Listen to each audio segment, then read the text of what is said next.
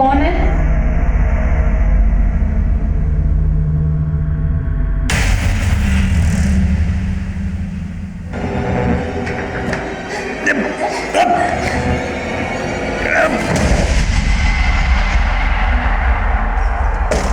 नमस्कार, आदाब।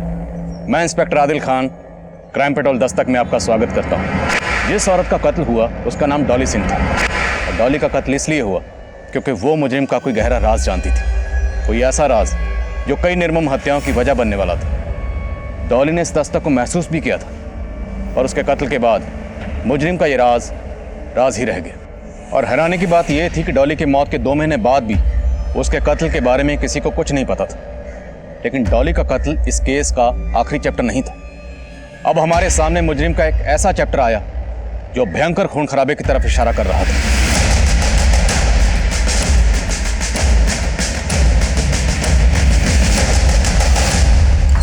सर, उस एरिया से जुड़े जितने भी संदिग्ध थे उन सबका राउंड अप करना शुरू कर दिया है। जल्दी में इन्फॉर्मेशन मिल जाएगी कि किसी ये सब।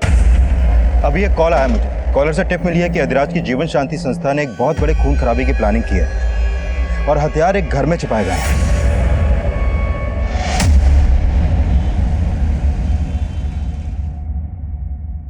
पूजा बेटा, ये देख। अरे भाई, लड़के तो सारे ही सही हैं। तुझे इनमें से कोई लड़का पसंद है तो बता, रिश्ते की बात चलाते हैं फिर। पापा, सच बोलूं तो मुझे इनमें से कोई भी लड़का पसंद नहीं। मैं बस इतना चाहती हूँ कि मेरा हस्बैंड एक गवर्नमेंट ऑफिसर, स्टेबल जॉब और सिक्योर्ड फ्यूचर। That's it. शादी में बहुत दहेज देना पड़ेगा। हाँ, इसका भाई तो कुछ करता नहीं, सब माँ बाप को ही तो देना पड़ेगा। अरे माँ, तुम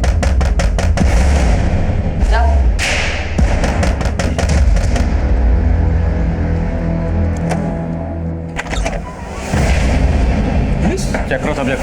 सर, क्या हुआ? सर्च वारंट है हमारे पास। सर बताइए तो हुआ क्या है? Search warrant? Sir, search warrant? Sir लेकिन बताएंगे कि हुआ क्या है? अरे अरे अरे अरे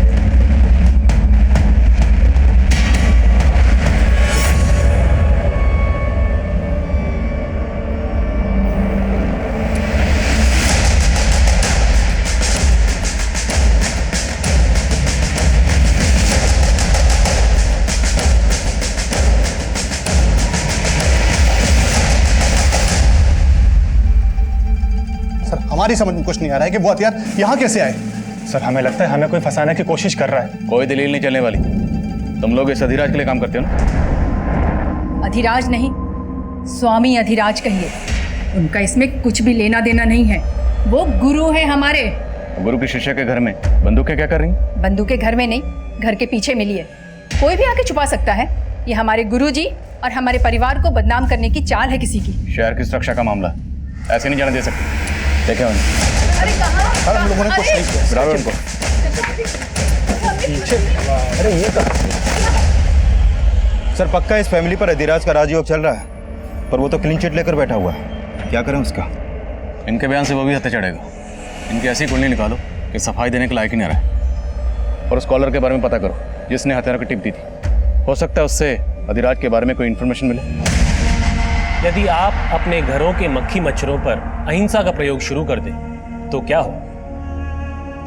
आप हिंसा से तो बच सकते हैं, परंतु बीमारियों से आपको कोई नहीं बचा सकता। ठीक उसी तरह एक स्वस्थ समाज के निर्माण के लिए उन विनाशकारी तत्वों का नाश करना परम आवश्यक है जो कि सिर्फ हमारी शांति को भंग करने के लिए उत्पन्न हुए हैं। बोलो स्वामी अधिराज की!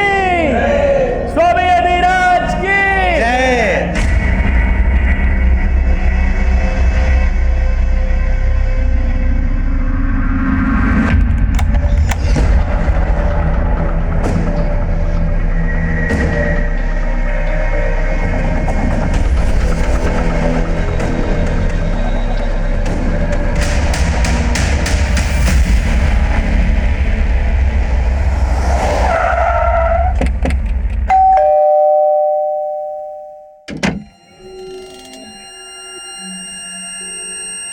हमें रमेश शुक्ला से मिलना।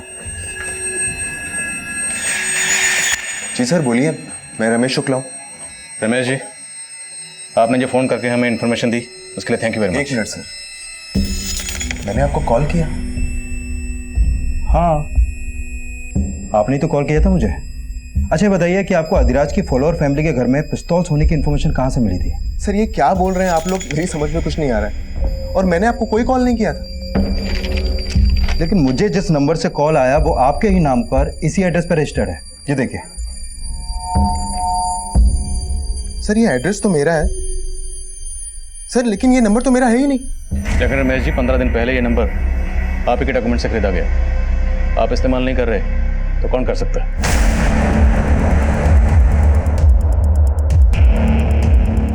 आप इनकी? मैं इनकी वाइफ कीर्ति शुक्ला। कीर्ति जी, आप जानते हैं इस नंबर के बारे में? नहीं सर, मुझे इस नंबर के बारे में कुछ नहीं पता। सर, हो सकता है ये लोग अधिराज के डर से कुछ ना बोल रहे हो। यादव, ये नंबर 15 दिन पहले खरीदा गया। उसे सिर्फ एक कॉल किया गया और तुम्हें। उसके बाद से ये नंबर बंद है।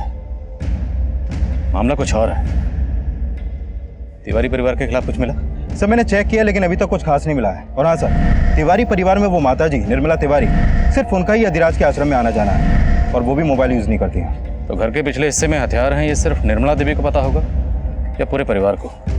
या कहीं ऐसा तो नहीं कोई वाकई उन्हें फंसाने की कोशिश कर रहा है? और ये रमेश और उसकी बीवी कुछ ठीक नहीं लग रहे। इनके बारे में पता करो, हो सकता है कुछ छुपा रहे हैं। सबूतों के अभाव में तिवारी परिवार को जमानत मिल गई, पर हमें लग रहा था कि तिवारी परिवार सिर्फ मोहरा था।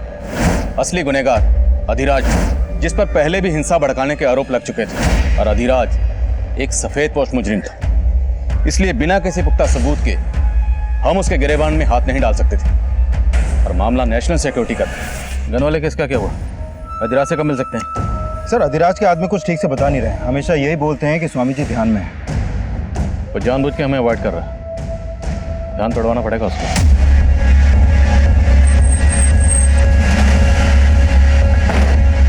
कहिए। अधिराज से मिलना। स्वामी जी भोजन ग्रह कर रहे हैं, अभी किसी से मिल सकते हैं। अरे मैंने आपसे कहा स्वामी जी भोजन ग्रह कर रहे हैं। अरे मैंने आपको कहा स्वामी जी भोजन ग्रह कर रहे हैं। आने दो। आइए बैठिए, इनके लिए भी भोजन लगाइए। हम यहाँ खाना खाने नहीं आए, तेरी खुराक जानने आए। सुना तुम्हारी संस्था के लिए हथियार बन रहे हैं? हम तो शुरू से ही असामाजिक तत्वों के निशाने पे हैं।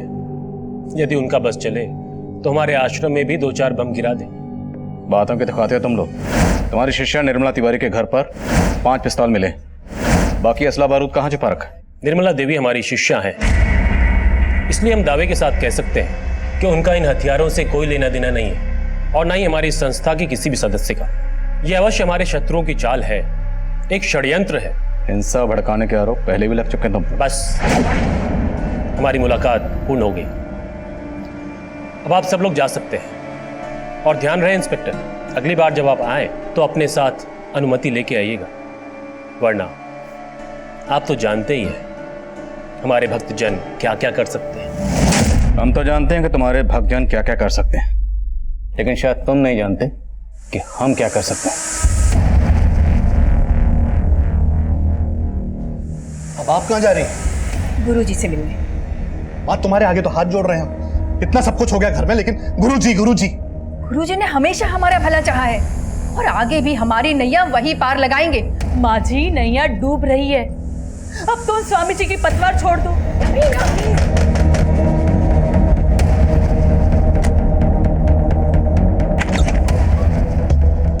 पुलकित जोशी, इंटेलिजेंस डिपार्टमेंट से।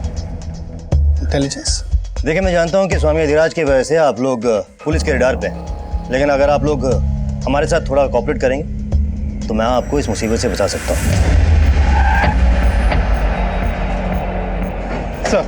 सर, जिस औरत की लाश हमें तालाब के पास मिली थी, कानपुर के किसी भी थाने में उसकी मिसिंग कंप्लेंट फाइल नहीं हुई है। कानपुर के बाहर पता करो। Okay sir. सर, मैंने रमेश शुक्ला और कीर्ति शुक्ला इन दोनों के कॉल रिकॉर्ड चेक किए। सर, इस कीर्ति शुक्ला का निर्मला तिवारी के पोते सुदीप से अफेयर का इंडिकेशन मिला है। मतलब तिवारी परिवार और शुक्ला परिवार में कोई ना कोई कनेक्शन जरूर है। रमेश शुक्ला के नाम से जो सिम खरीदा गया, उससे ये टिप मिलना कि तिवारी परिवार के घर में हथियार हैं। इसका स्वामी अधिराज या उसकी संस्था से कोई ना कोई ताल्लुक जरूर है, जो ये दोनों फैमिलीज हमसे छुपा रही हैं।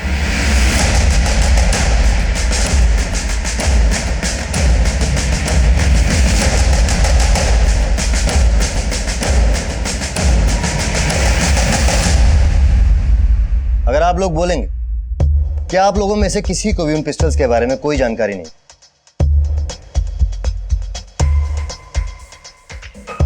तो इस बात का विश्वास तो मैं भी नहीं करूं। लेकिन सर हकीकत तो यही है कि हमारा उन हथियारों से कोई लेना देना नहीं है। रमेश शुक्ला और उसकी बीवी कीर्ति शुक्ला, उनका किससे लेना देना है? देखिए, मैं अच्छी तरह जानता हूं कि आप लोग स्वामी अधिराज के राजदार हो, और यहां आने से पहले आप लोगों के बारे में मैंने सारी इंफॉर्मेशन इकट्ठा की। अगर आप लोग किसी भी पचड़े में नहीं पड़ना चाहते तो जैसा मैं कहता हूं वैसे कीजिए। जब भी इस तरह के केसेस सामने आते हैं तो स्टेट पुलिस के अलावा सेंट्रल एजेंसीज की भी उन पर नजर रहती है। आईडी सेंट्रल गवर्नमेंट के लिए काम करती है, जो कभी कभी स्टेट पुलिस को बाईपास करके अपनी इन्वेस्टिगेशन करती है, जिसकी भनक हमें भी नहीं होती। पुलकित जोशी और तिवारी परिवार की मुलाकात के बारे में हमें कुछ नहीं पता था। दरअसल उस वक्त इस केस में ऐसा बहुत कुछ हो रहा था जो हमारी नजरों के परे था।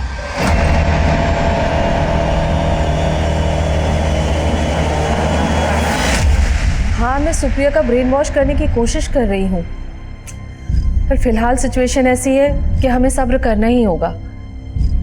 हाँ, लेकिन मैं इतनी जल्दी उससे कैसे बात कर लूं? एक मिनट, दरवाजे पर कोई है, मैं बाद में बात करती हूँ।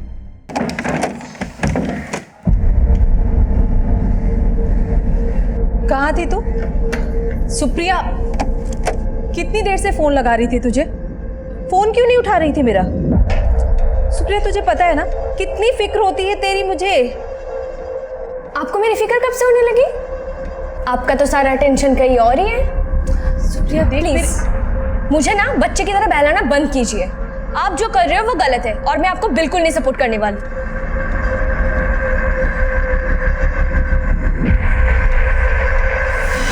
सर देखिए, कोई गलत फहमी हुई है आपको।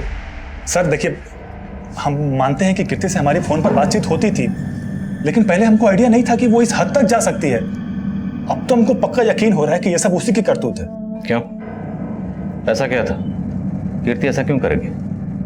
सर, कीर्ति से हमारा कांटेक्ट एक सोशल नेटवर्किंग साइट पे हुआ था। वो अपनी लाइफ से बहुत ही डिप्रेस्ड थी। फिर तो हमारी बातचीत होती थी सिर्फ, लेकिन उसके बाद हम मिलने भी लगे थे। रमेश से शादी करना मेरी जिंदगी की सबसे बड़ी गलती थी सुदीप। वो बहुत डोमिनेटिंग है, आए दिन मुझ पे हाथ उठाता। मैं तो परेशान हो गई हूँ उससे। तुम उसे डिवोर्स दे दो। देखो, मैं तुमसे शादी करने के लिए तैयार हूँ, अगर तुम हाँ कहो तो। सर, मैंने सोचा भी नहीं था कि वो मेरा प्रपोजल ठुकरा देगी। उसका तो इंटेंशन सिर्फ फिजिकल रिलेशन बनाने में था, इसीलिए मैं उसको अवॉइड करना शुरू कर दिया। लेकिन उसे तो ये भी बर्दाश्त नहीं हुआ। सुदीप, तुम मुझे अवॉइड करके बहुत बड़ी गलती कर रहे हो। गलती तुम्हारे करीब आकर की थी मैंने, लेकिन अब सब खत्म हो चुका है। आइंदा मेरा रास्ता रोकने की कोशिश मत करना।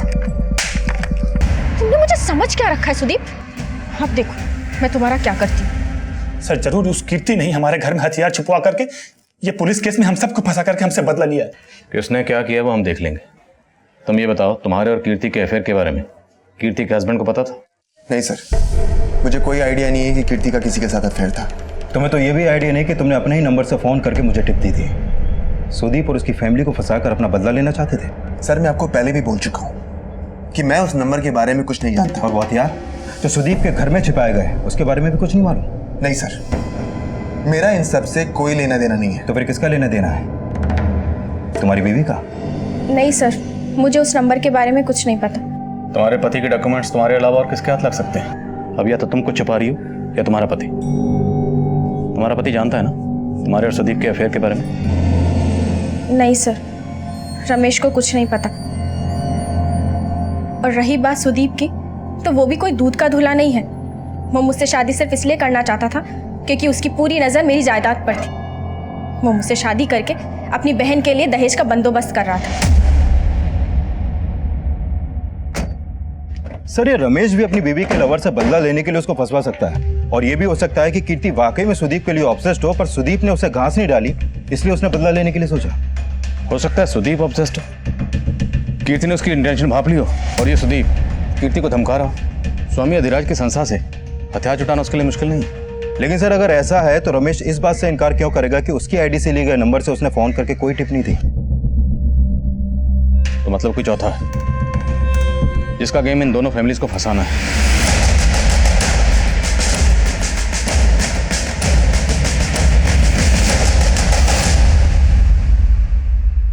अरे तुम समझ क्यों नहीं रहे हो? कर तो रही हूं मैं कोशिश। ये सही समय नहीं है, हमें थोड़ा और वेट करना पड़ेगा। हाँ, 1 मिनट, बाद में बात करती हूँ। बाय।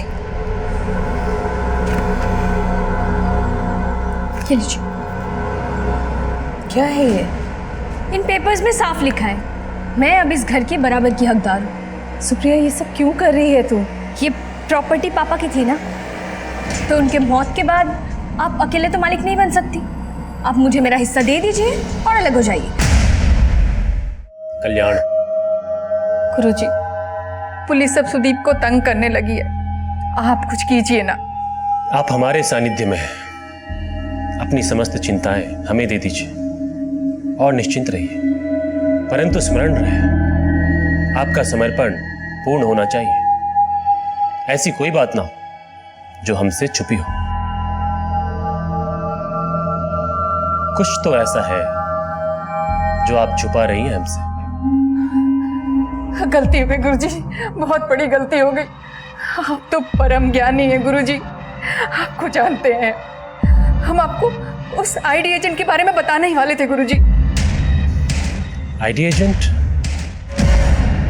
कौन आईडी एजेंट? देखिए, मैं जानता हूँ कि आपकी दादी अधिराज के खिलाफ नहीं जाएगी और ना ही आपके परिवार में से कोई इसके खिलाफ जाएगा, और उसका खामियाजा आप अच्छी तरह भुगत चुकी हैं।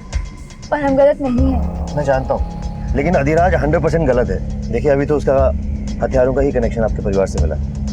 अगर अब भी आप लोगों ने मेरी बात नहीं मानी तो आप लोगों को कोई बचा नहीं पाएगा। पर इसमें मैं क्या कर सकती हूँ? मेरी बात कोई नहीं सुनेगा। आपका घर इसी गली में है ना? जी। देखिए, सवाल सिर्फ आपकी बदनामी का नहीं है, नेशनल सिक्योरिटी का सवाल, जो मैं आपकी फैमिली से एक्सपेक्ट करता हूँ। क्या मैं आपसे एक्सपेक्ट कर सकता हूँ? मैं क्या कर सकती हूँ? अगर आप आईडी की मदद करेंगे तो मैं आपको जरूर बताऊंगा कि आपको क्या करना होगा।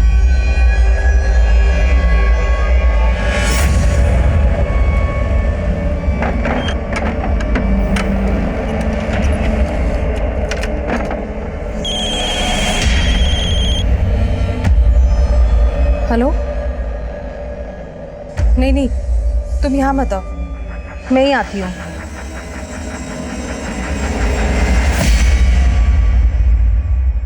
लेकिन सर, कानपुर और उसके आसपास के एरिया में इस उम्र की औरत की कोई भी मिसिंग कंप्लेंट दर्ज नहीं हुई है। पर मौत की वजह है सफोकेशन। यस सर, और इस औरत की बॉडी पर कोई भी एक्सटर्नल इंजरी के साइन नहीं मिले हैं। इसकी मौत दम घुटने से ही हुई है। और हाँ सर, एक बात और, इस रिपोर्ट के मुताबिक ये औरत 1 महीना प्रेग्नेंट थी। प्रेग्नेंट? तो हो सकता है इस औरत की मौत के पीछे इसके पति या किसी जान पहचान वाले का हाथ, इसलिए इसकी मिसिंग कंप्लेंट फाइल नहीं की गई। पॉसिबल है सर। कीर्ति शुक्ला की कलाई पर बिल्कुल ऐसे टैटू है।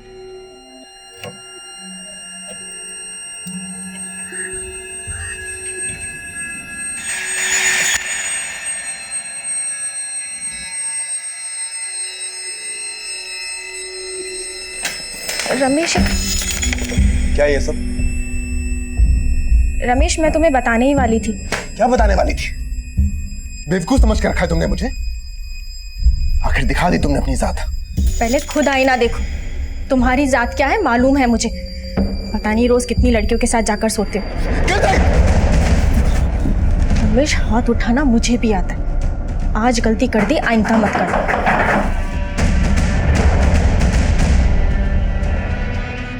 दरअसल ये लाश हमें एक तालाब के पास मिली।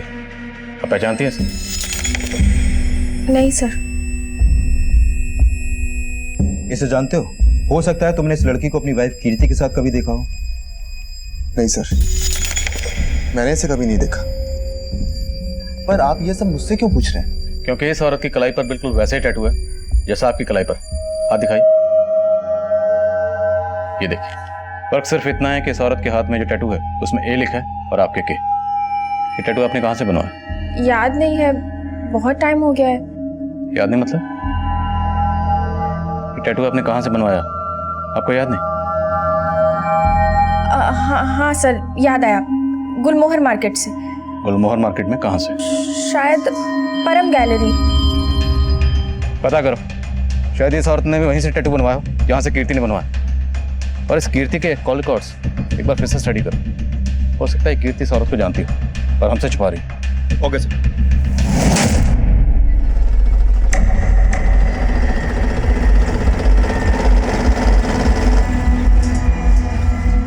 मुझे लगा नहीं था कि तुम आओगे, पर तुम तो देश की सुरक्षा को लेकर वाकई कंसर्न हो। देखिए, मुझे आपके इस मिशन में कोई इंटरेस्ट नहीं है। मैं आपसे सिर्फ इसलिए मिल रही हूँ क्योंकि मुझे अपनी फैमिली को इस सबसे बचाना है। लेट्स सी हमें कितनी सक्सेस मिलते हैं। पर मुझे करना क्या होगा?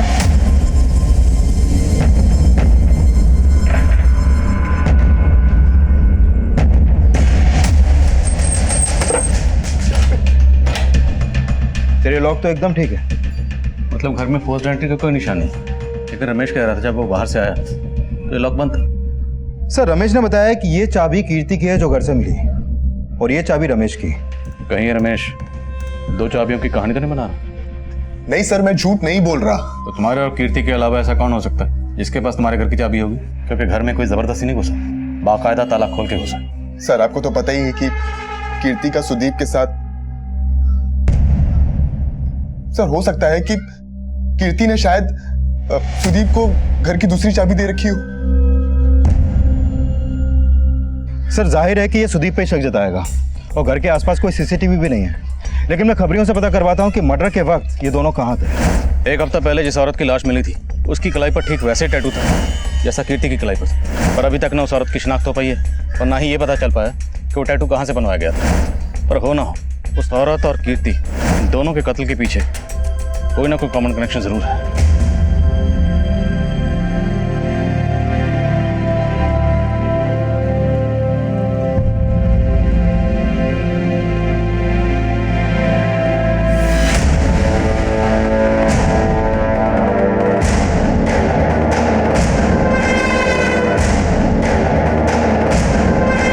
सर मैंने 200 से ज्यादा फैमिलीज की लिस्ट बनाई है जो स्वामी अधिराज को काफी मानती है।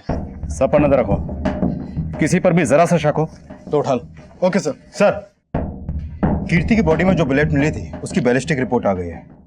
जिस पिस्तौल से कीर्ति को मारा गया वो उसी तरह की पिस्तौल थी जो तिवारी परिवार के घर से मिली। हमें क्या लेना देना उस औरत से? अरे ऐसी औरत का तो मर जाना ही अच्छा था। हाँ, लेकिन अब कीर्ति की मौत के बाद पुलिस फिर से हमारा जीना आराम कर देगी, उसका क्या? हमारा जीना क्यों हराम करेगी? आखिर हमने क्या किया है? हेलो, तुम्हारे भाई को पुलिस ने अरेस्ट कर लिया ना, लेकिन तुम तो कह रही थी कि तुम्हारी पूरी फैमिली इनोसेंट है। ये आप क्या कह रहे हैं सर? मेरा भाई घर पे ही है, अरेस्ट नहीं हुआ है।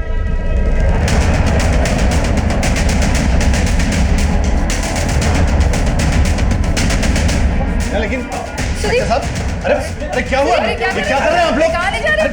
कहाँ ले जा रहे हैं साहब? अरे सुन,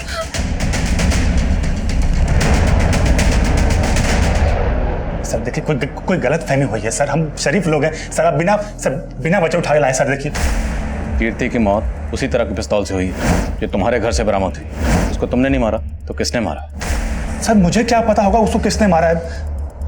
आप लोग मुझे इस तरह से परेशान नहीं कर सकते। तेरी परेशानियां और बढ़ेंगी अगर सच नहीं बोलेगा। बोलो, वो बंदूकें तुझे स्वामी के लोगों ने दी थी? सर हम आपको पहले ही बता चुके हैं कि उन बंदूकों से मैं क्या, मेरा पूरा परिवार अनजान था सर। गुरुजी, हमारे पोते सुदीप को बचा लीजिए गुरुजी, हम तो कुछ भी कर सकते हैं।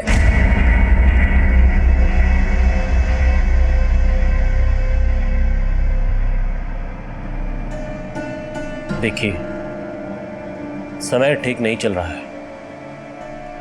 हमारा सुझाव आपको यह है कि अपने समस्त परिवार को लेकर किसी दूसरे शहर चली जाइए। लेकिन गुरुजी, सुदीप वो तो पुलिस हिरासत में है। उसको बाद में देख लेंगे, समय आने पर उसका उचित समाधान निकालेंगे हम। परंतु इस समय आप बाकी परिवार वालों को लेकर दूसरे शहर चली जाइए। जी गुरुजी। कीर्ति की बॉडी का पोस्टमार्टम करने वाले डॉक्टर का कॉल आया था। उनका कहना है कि कीर्ति भी 1 महीना प्रेग्नेंट थी, ठीक इस औरत की तरह। और सर, इन दोनों औरतों के हाथ में एक ही पैटर्न का टैटू। सर, आपका अंदाजा बिल्कुल सही था, इन दोनों मर्डर्स का लिंक कॉमन है। लेकिन कीर्ति प्रेग्नेंट है, ये बात उसके पति रमेश ने हमसे क्यों छुपाई? सर, मैंने रमेश से पूछताछ की थी। उसका कहना है कि उसने बात इसलिए छुपाई क्योंकि उसे लगता था कि कीर्ति के पेट में जो बच्चा था वो उसका नहीं बल्कि सुदीप का था। सर वो रमेश झूठ बोल रहा है। अरे मेरा तो कीर्ति से 2 महीने पहले ही ब्रेकअप हो गया था, तो उसके पेट में 1 महीने का बच्चा, वो मेरा कैसे हो सकता है? सर ये अधिराज का चेला है, इतनी आसानी से नहीं उगलेगा। सर एक काम करते हैं, इसका डीएनए मैच करवाते हैं कीर्ति से और उस औरत से जिसकी लाश हमें तालाब के पास मिली थी, और रमेश से भी। क्या पता वही कोई कहानी बना रहा हूँ। यादव, हो सकता है इन दोनों के अलावा ये कोई तीसरा ही हो जो ये सारा खेल खेल रहा है, क्योंकि रमेश की आईडी से जो सिम खरीदा गया था उससे वो कॉल हमें किसने किया था ये अभी तक पता नहीं चला। अब ये अधिराज का दुश्मन है, सुदीप का या रमेश का, ये भी क्लियर नहीं है। पर ये कॉलर जो भी है उसका कीर्ति से और उस औरत से जिसकी लाश हमें तालाब के पास मिली, उन दोनों से कोई कनेक्शन जरूर है जो फिलहाल हमें नजर नहीं आ रहा।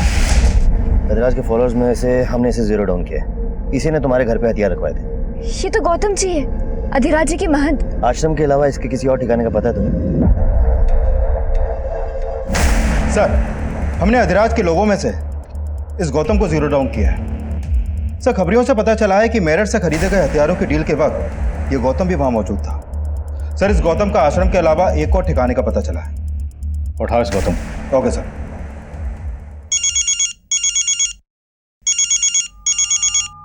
हाँ पांडे।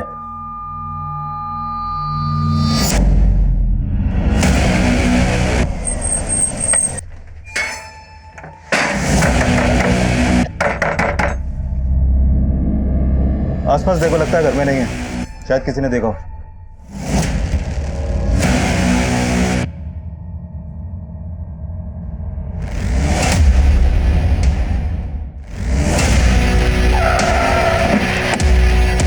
सर इनका एक पड़ोसी इनसे मिलने आया था। बेल बजाने पर जब गेट नहीं खुला तो उसने खिड़की से झांक के देखा तो लाश दिखाई दी। सर जब हम यहाँ पहुंचे तो दरवाजा अंदर से ही बंद था। वर्षा त्यागी और कलाई पर वी का टैटू और कीर्ति की कलाई पर के का टैटू था। वर्षा, कीर्ति और ए, 3 औरतें जिनकी कलाई पर उनके नाम के पहले अक्षर का टैटू है, वो तीनों मारी जाती हैं। इन तीनों औरतों का आपस में क्या कनेक्शन हो सकता है? हाँ यादव बोलो। सर गौतम को तो उठा लिया, लेकिन अपना कांस्टेबल लालजी यादव वो शहीद हो गया। सर बहुत हथियार मिले हैं इसके घर से। ये सर ठीक नहीं है, लगता बहुत बड़ा रैकेट है इसके पीछे। वो वाली बंदी दे। अरे तू जा, जल्दी जा, जल्दी अपना सामान लेके आ। दादी मुझे कुछ समझ नहीं आ रहा। सुदीप पुलिस कस्टडी में और हम दिल्ली जा रहे हैं। ये हम ठीक नहीं कर रहे।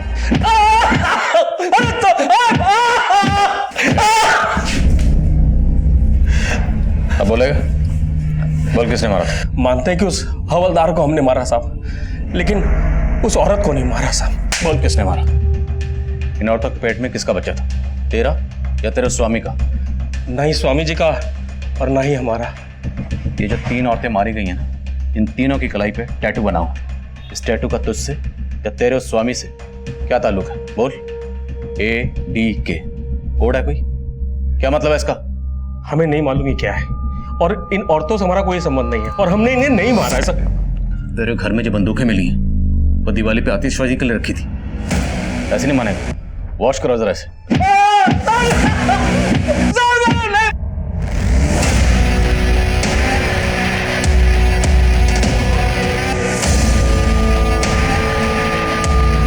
तेरे गौतम बहुत मोटी चमड़ी का है, बहुत तोड़ा फिर भी कुछ नहीं उगल रहा है। फिर एक काम करें, इसके स्वामी अधिराज को उठाएं। नहीं यादव, इस अधिराज को बिना पुख्ता सबूत के उठाना ठीक नहीं होगा। इसके फॉलोअर हंगामा करेंगे। सही वक्त का इंतजार। सर वर्षा के घर पे जो मोबाइल मिला था उसे ऑन किया। वर्षा के नंबर से आखिरी कॉल विक्रांत नाम के आदमी को किया गया था। सर इस वर्षा और विक्रांत के बीच में काफी लंबी बातें होती थी, लेकिन अभी विक्रांत का नंबर बंद है। वर्षा की बेटी? तो वर्षा की बेटी सुप्रिया का नंबर भी फोन में सेव था। उसे फोन किया तो उसने बताया कि वो जयपुर में है और वो यहाँ आ रही है। वर्षा ने जैसे लास्ट कॉल किया, क्या नाम बताया? सर विक्रांत। विक्रांत मतलब V for Varsha, V for Vikrant. और वर्षा की कलाई में जो टैटू था उसमें वी लिखा था। आपका मतलब इन टैटू वाली औरतों की कलाई पे लिखा ये अल्फाबेट इनके नाम से नहीं बल्कि इनसे जुड़े दूसरे लोगों के हैं, जिनके नाम भी इन्हीं के नाम के पहले अक्षर से शुरू होते हैं। यादव कहानी कुछ भी हो सकती है। इस कीर्ति के फोन में जितने भी नाम के से सेव्ड है सबकी लिस्ट बनाओ सबके बारे में पता करो और ये भी पता करो कि ये विक्रांत का फोन कौन से एड्रेस पर रजिस्टर्ड है। सर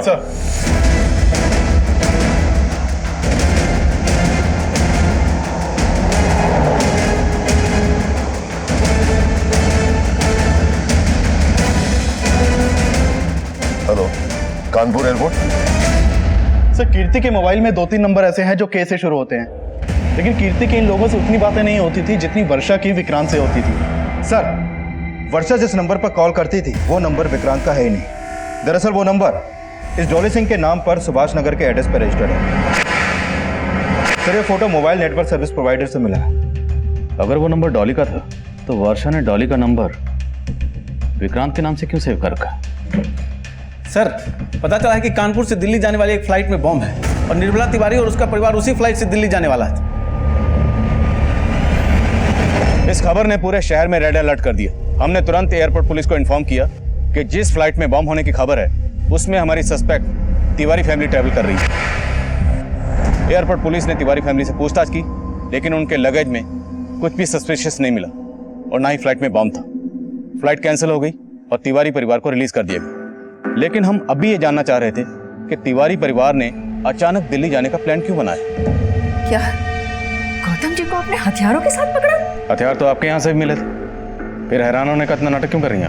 नाटक नहीं कर रहे थे साहब। गौतम जी को हम गुरुजी की तरह ही मानते थे और हमको कुछ नहीं पता है।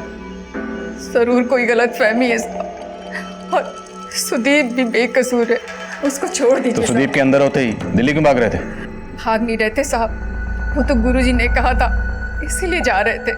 पूजा ने कहा था मत जाओ, लेकिन पूजा का सर वो एयरपोर्ट में पूछताछ हुई थी ना हम लोगों से, वो पहले फ्री हो गई तो पहले निकल गई थी, पर अभी तक घर नहीं आई सर। घर नहीं? मत।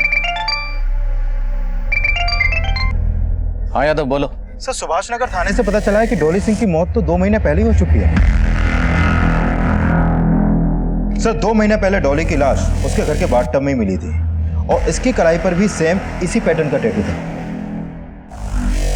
डॉली सिंह और कलाई पे डी का टैटू। इसकी जिंदगी में डी वाला कोई है?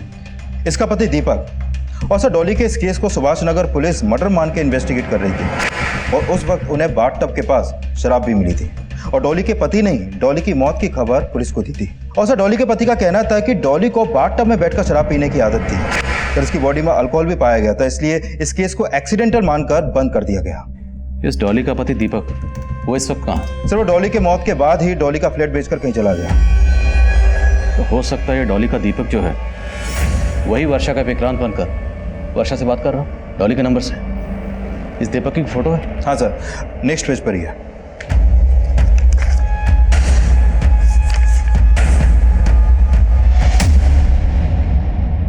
सर मैंने मम्मी को बोला था कि अब विक्रांत से दूर रहो, वो अच्छा आदमी नहीं है, पर मम्मी उससे शादी करना चाहती थी, इसीलिए मैं मम्मी से दूर रहने लगी थी। यही है विक्रांत? हाँ सर, यही वो आदमी है जिसकी वजह से मेरी मम्मी ने सुसाइड किया है। डॉली का दीपक ही वर्षा का विक्रांत है, तो क्या कीर्ति का के और इस औरत का ए भी है? सर ये आदमी इस औरत का ए है कि नहीं ये कह पाना मुश्किल है अभी, क्योंकि अभी तक इस औरत की कोई पहचान नहीं हो पाई है। लेकिन सुदीप कीर्ति से सोशल मीडिया से टच में आया था, तो हो सकता है कि ये आदमी भी कीर्ति से सोशल मीडिया के थ्रू मिला हो। सुदीप कीर्ति को भी अच्छी तरह से जानता था, तो हो सकता है सुदीप इस आदमी को भी पहचानता। सर ये तो इंटेलिजेंस डिपार्टमेंट का एजेंट पुलकित जोशी, इंटेलिजेंस डिपार्टमेंट से। इसने हम लोगों को अपना मुखबिर बनने का ऑफर दिया था। क्या हुआ? क्या ढूंढ रही? वो मेरा फोन नहीं मिल रहा है, शायद आपकी गाड़ी में रह गया होगा। हो, एक्चुअली कार तो मैंने सर्विसिंग के लिए भेज दी, पर यू डोंट वरी, जैसी कार आएगी तुम्हारा फोन भी मिल जाएगा। ये आपके हाथ में टैटू मशीन है ना? एक्चुअली टैटू बनाना मेरी हॉबी है। क्या मैं तुम्हारे हाथ पे टैटू बना सकता हूँ? सर पूजा अभी तक घर नहीं पहुंची और उसका फोन भी बंद आ रहा है। मतलब ये पुलकित अब पूजा का पी बन के है, उसका अगला टारगेट पूजा है। यादव पूजा की लोकेशन ट्रैक करो, पता करो कि उसका फोन कहाँ स्विच ऑफ हुआ। हमें पूजा को बचाना है। Okay sir. अच्छा है ना पी? जानती हो मैं तुम्हारे हाथ पे पी का टैटू क्यों बना रहा हूँ? क्योंकि तुम्हारा नाम भी पी से है और मेरा नाम भी पी से है। ठीक है, कुछ भी पता चले तुरंत फोन करो। सर, पूजा का फोन अभी लक्ष्मी नगर में बंद हुआ है और जिस नंबर पे उसने लास्ट कॉल की थी वो भी अभी लक्ष्मी नगर में एक्टिव है। सर, वो नंबर अदिति बिष्ट के नाम पे रजिस्टर्ड है और ये वही औरत है जिसकी लाश हमें तालाब के पास मिली थी।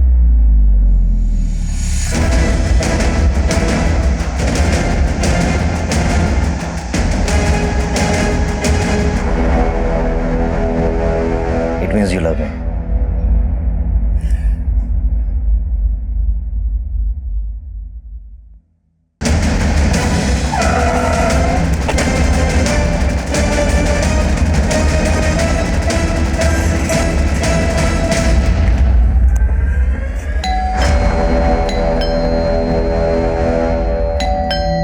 एक सेकंड।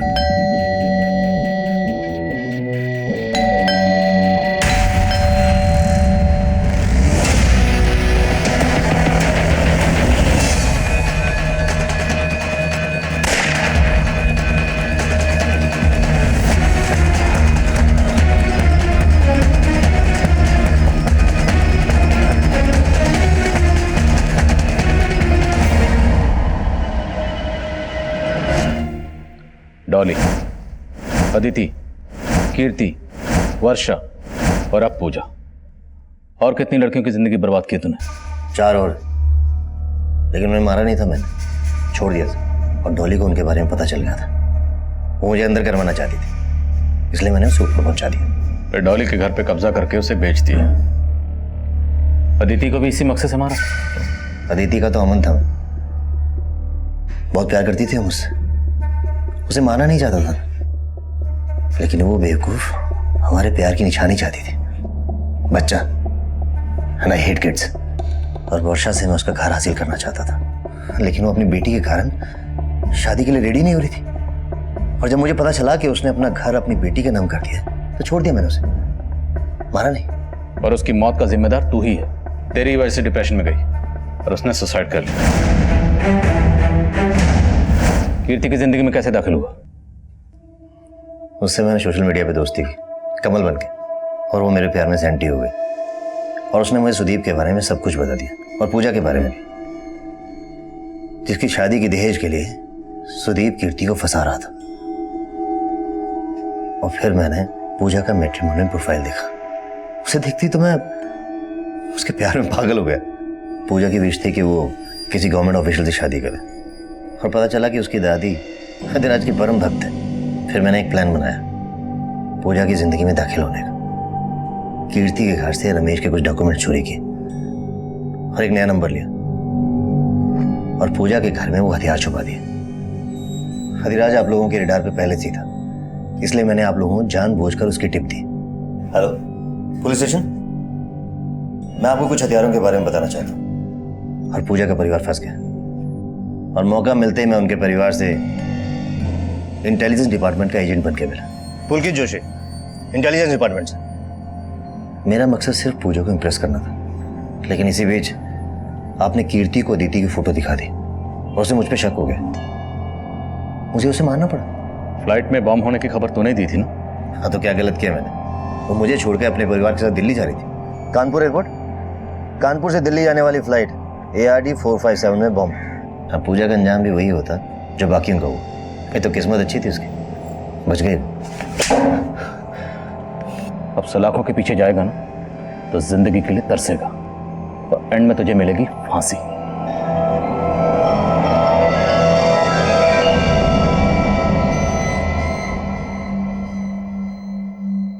हमारे सपने भी कभी कभी दूसरे के जुर्म की दस्तक बन सकते हैं। ऐसा ही कुछ इस केस में भी सामने आया था, और उस जुर्म ने दस्तक दी थी जब पुलकित जोशी नाम रख के एक मुजरिम फेक ID एजेंट बन के तिवारी परिवार से मिला था, और तिवारी परिवार ने हमसे वो बात छुपाई, और उस मुजरिम ने ऐसा शातिर जाल बिछाया कि तिवारी परिवार को इस बात की भनक तक नहीं लगी कि उनकी बेटी पूजा लगातार एक खूंखार मुजरिम से मिल रही थी। ये तो गनीमत थी कि वक्त रहते हम पूजा को बचा पाए, वरना पूजा का भी वही अंजाम होता जो डॉली, कीर्ति, अदिति और वर्षा का हुआ। लेकिन स्वामी अधिराज और उनकी संस्था का इन जुर्मों से कोई ताल्लुक नहीं था। उनकी संस्था से जुड़े गौतम ने संस्था के बाहर रहकर हथियारों की खरीद फरोख्त की थी। वो अब न्यायिक हिरासत में है और कई नाम रखने वाले पुलकित जोशी का असली नाम जगबीर सिंह है। उस पर हत्या, धोखाधड़ी और आपराधिक साजिश का मुकदमा चल रहा है, जिसका फैसला आना भी बाकी है। देखते हैं हमारे आज के एपिसोड की दूसरी कहानी। शिप्रा जल्दी करो, 9:30 बज गए हैं। ऑलरेडी लेट हैं हम लोग। बस 1 मिनट, आ गई। बेटा दरवाजा अच्छे से बंद कर लेना और अपना ध्यान रखना। अरे वो बच्ची नहीं है, अपना ध्यान रख लेंगे, तुम बैठो। सीसीटीवी तो ठीक करवाते नहीं और बोल रहा बच्ची है। करवा दूंगा, चलो बैठो। अरे मुझे बोल रहा, उसको तो बुलाओ, वो क्या कर रहा है? अच्छा बैठो। आरव क्या कर रहे हैं? अंदर बैठो, गाड़ी चलाओ। जी पापा। प्रीता बेटा चलना। नहीं पापा, आप लोग जाकर आइए। अरे बेटा तेरा टेस्ट का स्ट्रेस निकल जाएगा, बहुत मजा आएगा, चल। नहीं नहीं, आप लोग जाकर आइए। ध्यान रखना अपना, टेक केयर, बाय बाय।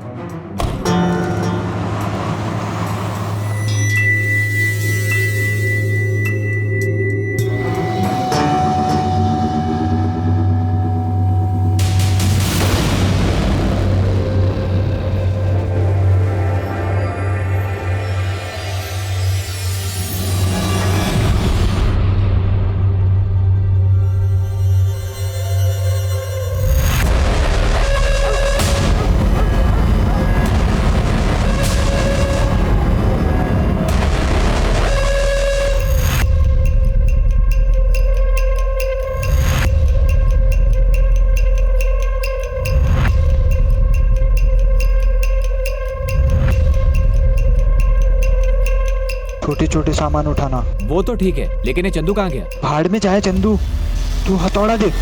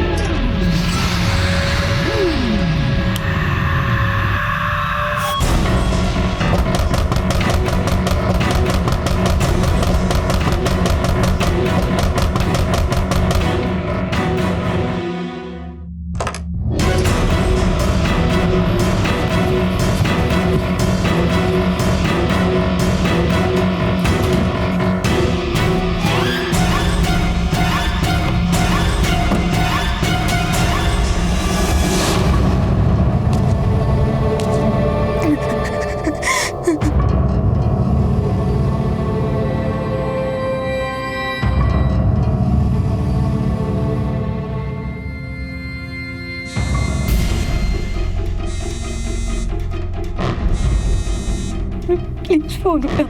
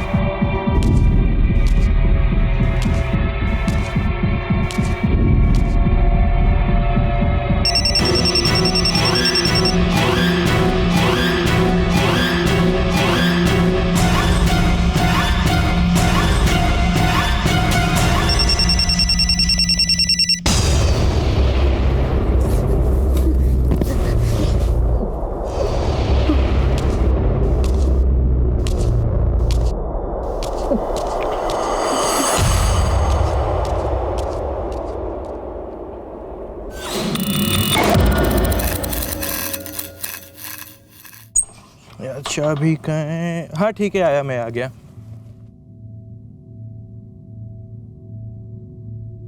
घर, जहां हम खुद को सबसे ज्यादा सुरक्षित महसूस करते हैं, लेकिन कई बार हम उस घर की सुरक्षा को ही नजरअंदाज कर देते हैं, और यही क्राइम की सबसे पहली दस्तक होती है। नमस्कार, मैं हूं सीनियर इंस्पेक्टर प्रशांत कौशिक, और फिर से आपका स्वागत है क्राइम पेट्रोल दस्तक में। प्रथा एक संपन्न परिवार की लड़की थी। उसके घर में सीसीटीवी कैमरे भी लगे थे, लेकिन सभी खराब पड़े थे। मैं मानता हूं कि सारे सुरक्षा उपायों के बाद भी अपराध होते हैं, लेकिन उनकी वजह से कम अपराधियों में डर तो बना रहता है। हेलो, आप कहाँ पर है, ये एड्रेस बताइए। ठीक है मंजीत, जल्दी से गाड़ी निकाल।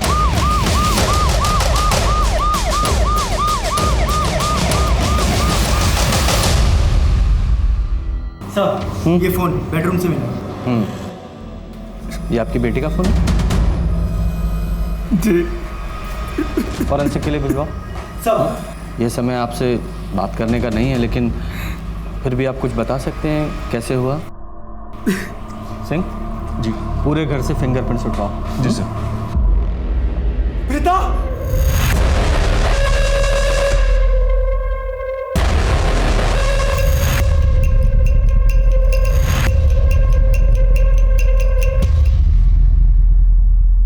आज सही माल मिला ना, बिना उस चंदू के। हाँ था फिर? हाँ कुछ नहीं, वो मेरी माँ का कॉल आ गया था। क्यों, क्या हुआ? वो सब छोड़ो, मैं क्या बोलता हूँ, कुछ दिनों के लिए सब बंद करते हैं और ये हिस्सा बांट के चले जाते हैं। क्यों बंद करते हैं? और ये हिस्सा कहाँ से हुआ तेरा? मतलब ये जगह तुम लोगों को मैंने बताई है। तो जगह बताई तो क्या हुआ? तो क्या हुआ? नहीं तो क्या हुआ? नहीं मिलेगा तुझे हिस्सा, नहीं मिलेगा।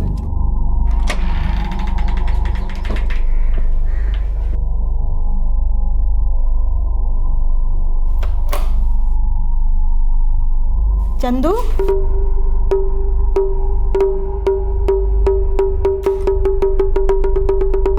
कहाँ गया था इतनी रात को तू? आप सोइए ना, क्या है हमारा दिमाग खराब कर रही है। अरे पर था कहाँ तू? हाँ मैं से दोस्तों के साथ थे, आप सोइए जाके।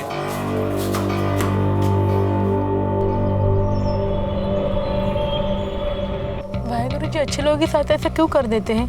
प्रीता ने किसी का क्या बिगाड़ा था? सबसे मिलजुल कर रहती थी। कुछ ज़्यादा ही मिलजुल के रहती थी, खासकर लड़कों से। मैंने तो कितनी बार देखा लड़की छोटे छोटे कपड़े पहनकर जाती।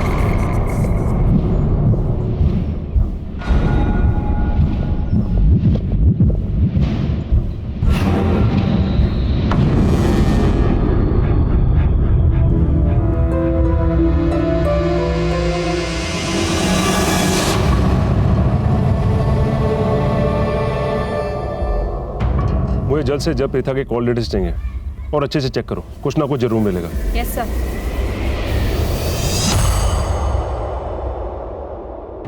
आप लोगों ने कोई अनयूजुअल बात नोटिस की जब आप लोग शादी में जा रहे थे? हमें निकलते निकलते 9:30 बज गए थे। ऑलरेडी लेट हो चुके थे तो जल्दबाजी में ध्यान नहीं दिया। आप लोग प्रथा को घर पर अकेला छोड़कर क्यों गए थे? टेस्ट था उसका, मैंने उसे साथ चलने के लिए कहा था,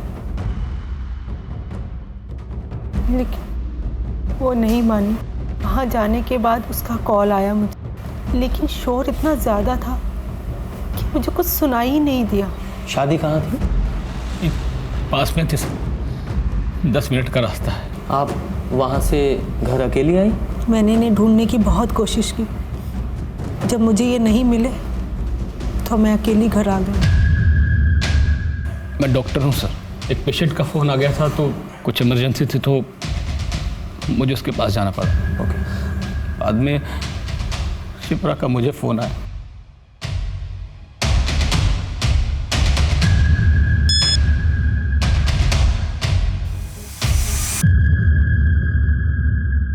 और तुम? सर मैं तो अपने फ्रेंड्स के साथ था, हम लोग ड्रिंक कर रहे थे। मुझे नहीं पता था मेरी बहन के साथ इतना सब कुछ हो जाएगा। सर सीसीटीवी खराब है इस घर का। ये इतने गैर जिम्मेदार लोग कैसे हो सकते हैं? किसी भी दरवाजे पे फोर्स एंट्री के निशान है नहीं। चारों तरफ तो वायरिंग है, तुम एंटर कहाँ से किए होंगे?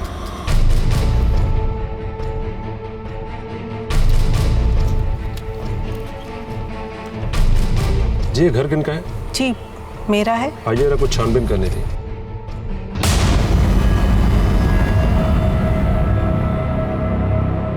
हो सकता है कि कोई चोरी के इरादे से घर में घुसा हो और फिर उसने प्रथा के साथ, या फिर कोई आपके जानने वाला ऐसा आदमी जिसे आपकी कोई दुश्मनी हो, या कोई ऐसा आदमी जो प्रथा को जानता हो, या जिसको प्रथा में कोई स्पेशल इंटरेस्ट हो।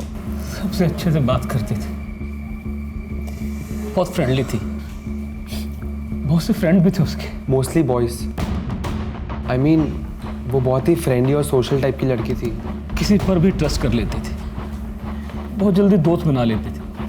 उसका किसी के साथ ऐसा कुछ इशू होता तो हमें तो पता होता ना, है ना?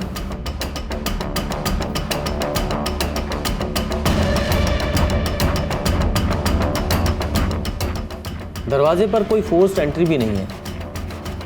आपके घर कोई आने वाला था क्या? नहीं सर, कोई आने वाला नहीं था। इनफैक्ट हम लोग शादी में जाने वाले थे। हम थोड़े ना रात रात भर जाग कर देखते हैं कि कौन आता है कौन जाता है। ये अपने सामने वाली स्ट्रीट लाइट जलती तो है, सबको साफ साफ दिखाई देता है, फिर भी आपने कुछ नहीं देखा। अरे सर, नाम की लाइट है, अपने मूड पर ऑन ऑफ होती है। इतने नर्वस क्यों? प्रीता के साथ दोस्ती थी तुम्हारी? तुम एक ही एज ग्रुप के लगते हो। ना जी, 1 साल छोटा है मेरा रोहन और कॉलेज में जूनियर है। और वैसे भी सर, मेरा बेटा ऐसी वैसी लड़कियों से दोस्ती नहीं करता। तुमने प्रीता को किसी दोस्त या किसी के साथ आते जाते देखा? ना जी सर, मेरा बेटा कोई ताका जाकी नहीं करता। और वैसे भी सर, हमारा तो अर्ली टू सोना और अर्ली टू जागना। हम तो 10 बजे ही सो जाते हैं सर जी। हमने कुछ नहीं देखा। अगर ऐसा है तो ये घबराया हुआ क्यों? सर, घबराएगा क्यों नहीं? पास ही में मर्डर हुआ है, यहाँ मेरी हालत खराब हुई पड़ी है। अरे चंदू, स्कूल को देर हो रही है। अरे पड़ोस में गुड़िया को भी छोड़ना है, जल्दी कर बेटा। चंदू, चंदू, अरे क्या हुआ? ऐसे काहे बैठे हो? कुछ नहीं हुआ हमको, ठीक है हम। ठीक हो तो तैयार काहे नहीं हुए? चलो। हमें कहीं नहीं जा रहा, अब चाहिए। ये क्या है? तो बहुत महंगा लग रहा है। आपको समझ नहीं आता? तब से कह रहे हैं ना, हम परेशान मत कीजिए हमें आपकी इन्हीं हरकतों की वजह से। पापा आज घर छोड़ के चले गए, हम भी चले तो चैन मिल जाएगा आपको। चले जाए यहाँ से।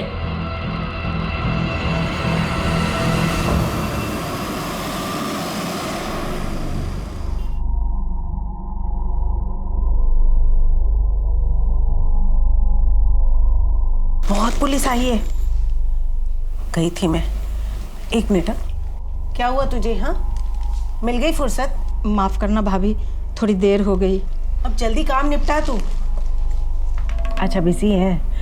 चल ठीक है ना, बाद में बात करते हैं।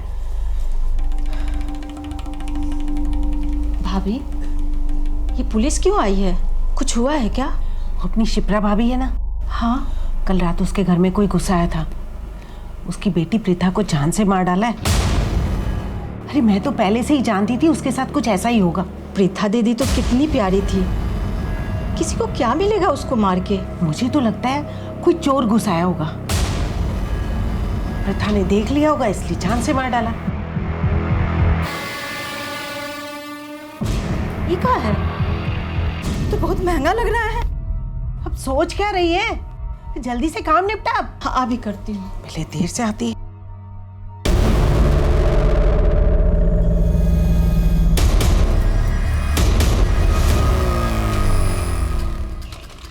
अच्छा सुनो, कल रात इस घर के आसपास किसी को देखा? नहीं साहब, मैं तो 10 बजे दुकान बंद करके चले जाता हूँ। तब तक मेरे ख्याल से नहीं साहब, कोई नहीं आया था। लड़के लोग आते रहते थे। वो लड़की थोड़ी उसके लड़के लोग से ज़्यादा दोस्ती रहती थी। हाँ साहब, कल शाम में उसका एक कॉलेज का दोस्त यही था। वो अंदर जाते मैंने उसको देखा नहीं था, लेकिन यह था, सिगरेट मांगा, लेकिन थोड़ा परेशान लग रहा था। ऐसा लग रहा था किसी का इंतजार कर रहा है। तो तुम्हें कैसे पता कि वो प्रीता का दोषी था? साहब, दोनों को साथ में कई बार देखा, इसलिए। अच्छा, कुछ याद आए तो पुलिस स्टेशन आ जाना।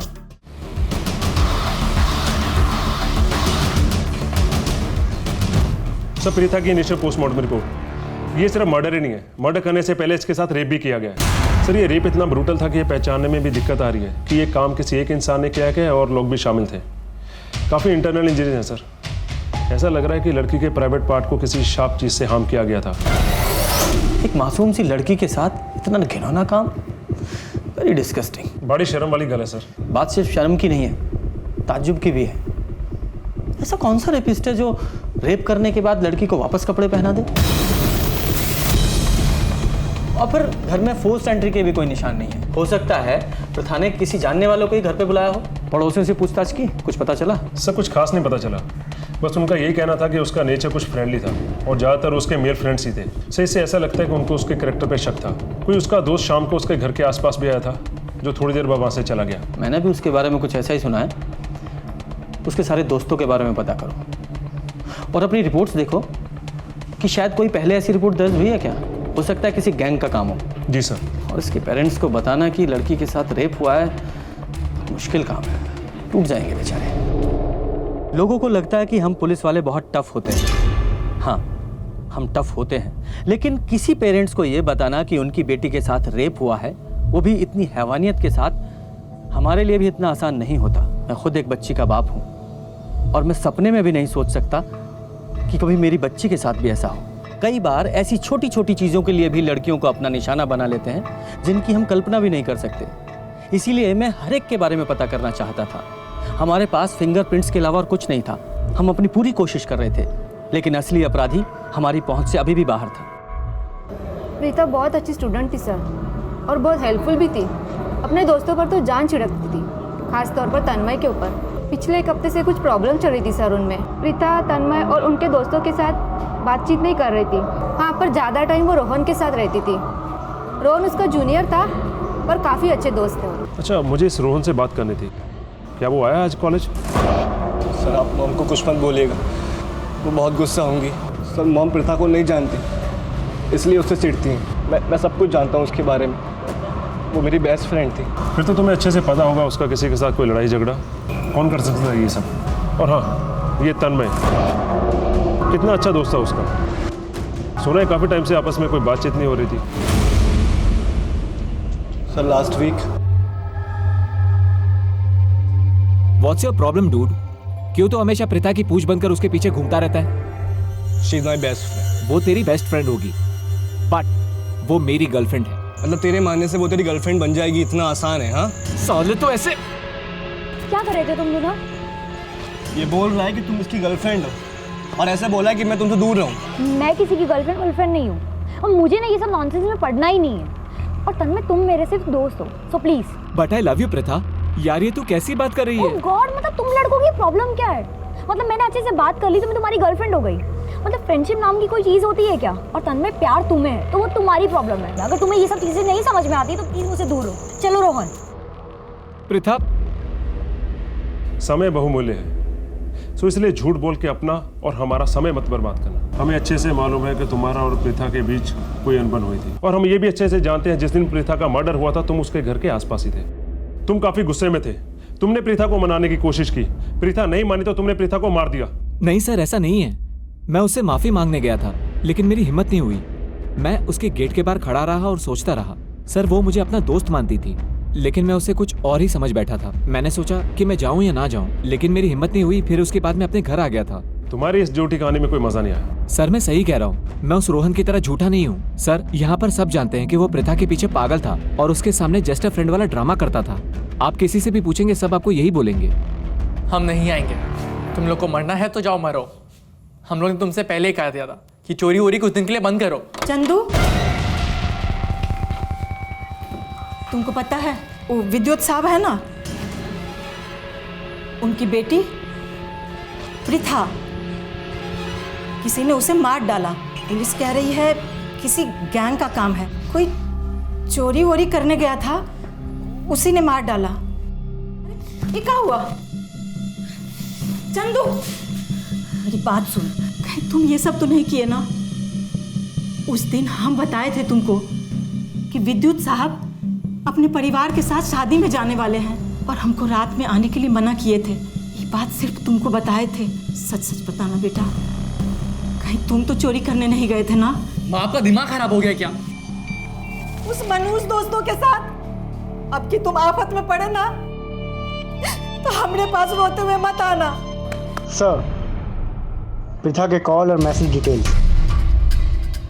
सर ये देखिए सर।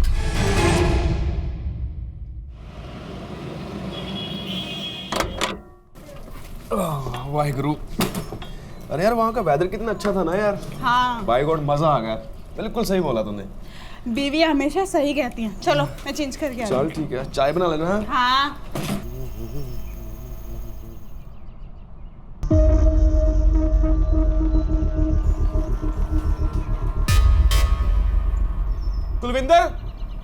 कुलविंदर गल सुन यार, मेरा लैपटॉप किथे है यार? लैपटॉप नु छड्डो, अंदर कबड़ च साडे पैसे ते डायमंड रिंग कुछ नहीं पिया। ओ यार लैपटॉप च मेरे क्लाइंट्स दा जरूरी डाटा सीगा यार। कुछ स्टैचू किथे है? वाल क्लॉक भी नहीं हैगी यार। मैनू की पता यार मैं तेनू बोलिया भी सी लैपटॉप साथ लेके चलते हैं, पर तो मेरी गल सुनती नहीं। पर हम तो घूमने गए थे ना, लैपटॉप लेके जाते तो सारा दिन उसके अंदर घुसे रहते। ये रैली में शर्मा की ड्यूटी लगाओ, तो बहुत सारे मिनिस्टर वहाँ आने वाले हैं। जी सर। एक रॉबरी की कंप्लेंट आई उसी इलाके से जहाँ पर प्रीथा का मर्डर हुआ। सर पिछले 6 महीनों में वहाँ पहले भी 2 बार रॉबरी हो चुकी है। तुम इस नए रॉबरी केस को देखो, मैं रोहन से मिलकर आता हूँ। सर मेरे लैपटॉप में मेरी ऑफिस की बहुत सारी इंपॉर्टेंट फाइल्स थी। बाकी घर का सामान मिले ना मिले, बट प्लीज मेरा लैपटॉप जल्दी से जल्दी ढूंढ दीजिए। सर 50,000 रुपए, मेरी डायमंड रिंग, स्टीरियो सब कुछ मिसिंग है। 1 मिनट, किसी चीज को हाथ मत लगाना। साहब वो अलका भाभी का काम हम निपटा के आते हैं। अच्छा, ये किस किस को मालूम था कि आप लोग घर से बाहर जाने वाले हैं? सबको ही पता था कि हम लोग बाहर जाने वाले हैं। सर बाहर एक सीसीटीवी लगा है। उसका फुटेज देख सकते हैं? उसका डाटा मेरे फोन से कनेक्ट है, इसमें देख सकते हैं आप।